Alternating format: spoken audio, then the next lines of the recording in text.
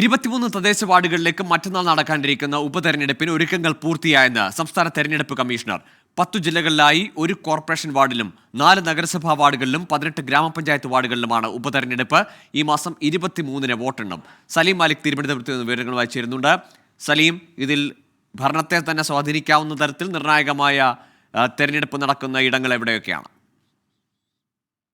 ഗോകുൽ, സംസ്ഥാനത്തെ 23 തദ്ദേശ വാർഡുകളിലാണ് മറ്റന്നാൾ തിരഞ്ഞെടുപ്പ് നടക്കുന്നത്. ഇതിൽ 2ഓളം പഞ്ചായത്തുകളിൽ നിലവിൽ ഭരണമാറ്റം, അതിലെ ഈ ഫലം നിലവിൽ വിജയിച്ചിരിക്കുന്ന അതേ മുന്നണിയോ അതേ പാർട്ടിയോ തന്നെ വിജയിച്ചില്ലെങ്കിൽ ഭരണമാറ്റം ഉണ്ടാകുന്ന സാധ്യതകൾ ഉള്ള സ്ഥലങ്ങളാണ്. ആ നിലയിലുള്ള പ്രത്യേകതകൾ ഇത്തവണത്തെ തിരഞ്ഞെടുപ്പിനുണ്ട്. തിരുവനന്തപുരം, കൊല്ലം, പത്തനംതിട്ട, ആലപ്പുഴ, ഇടുക്കി, എറണാകുളം, തൃശൂർ, പാലക്കാട്, മലപ്പുറം, കണ്ണൂർ എന്നീ 10 ജില്ലകളിൽ നിന്നുള്ള വിവിധ തദ്ദേശ സ്വയംഭരണ സ്ഥാപനങ്ങളിലെ വാർഡുകളിലാണ് ഈ തെരഞ്ഞെടുപ്പ് നടക്കുന്നത്. അതിനുള്ള എല്ലാ ക്രമീകരണങ്ങളും പൂർത്തിയായതായി സംസ്ഥാന തെരഞ്ഞെടുപ്പ് കമ്മീഷണർ എ ഷാജഹാൻ അറിയിച്ചിട്ടുണ്ട്. രാവിലെ 7 മണി മുതൽ വൈകുന്നേരം 6 മണി വരെ വോട്ട് ചെയ്യാനുള്ള ക്രമീകരണങ്ങൾ എല്ലാ സ്ഥലങ്ങളിലേക്കും എത്തിയിട്ടുണ്ട്.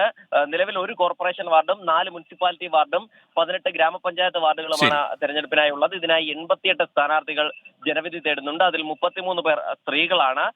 ഉപതെരഞ്ഞെടുപ്പ് നടക്കുന്ന 23 വാർഡുകളിലെ അന്തിമ വോട്ടർ പട്ടികയിൽ ആകെ 32,512 വോട്ടർമാർ ആണ് ഉള്ളത് എന്നുള്ളതും ഈ തെരഞ്ഞെടുപ്പ് കമ്മീഷൻ തന്നെ അറിയിച്ചിട്ടുണ്ട്. അതിന്റെ തൊട്ട് പിറ്റേ ദിവസം തന്നെയാവും ഈ വോട്ടെണ്ണൽ നടക്കുക. നിലവിൽ ഈ വോട്ടിംഗ് മെഷീൻ ഉൾപ്പെടെയുള്ള എല്ലാ കാര്യങ്ങളും കൈമാറി എല്ലാ ക്രമീകരണങ്ങളും പൂർത്തീകരിച്ചിട്ടുണ്ട്. ശരി സലീം മാലിക്. മറ്റന്നാളാണ് സംസ്ഥാനത്തെ വിവിധ തദ്ദേശ ഭരണ സ്ഥാപനങ്ങളിലായി 23 വാർഡുകളിലേക്കുള്ള തെരഞ്ഞെടുപ്പ്. വെള്ളിയാഴ്ച അതിന്റെ ഫലപ്രഖ്യാപനവും ഉണ്ടാകും.